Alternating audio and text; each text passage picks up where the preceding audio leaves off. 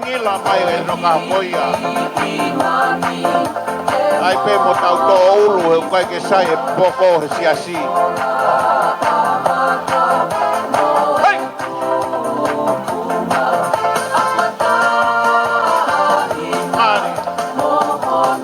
Mari.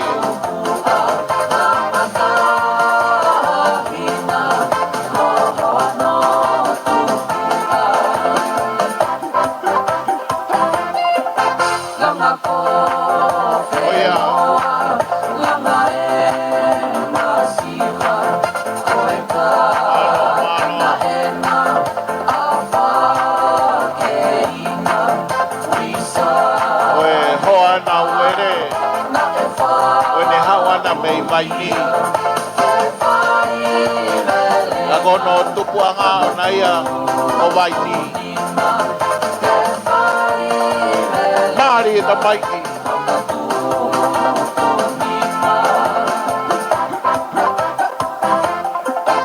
Ai, Malo mua ke hosi a mai ke aluan moha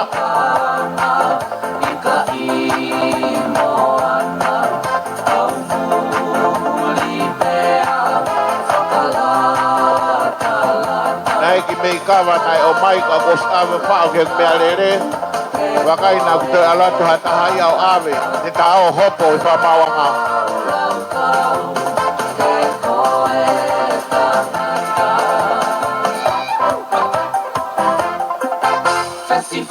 no mua whakailo koe ko hala lono api e ko api nia mausiasi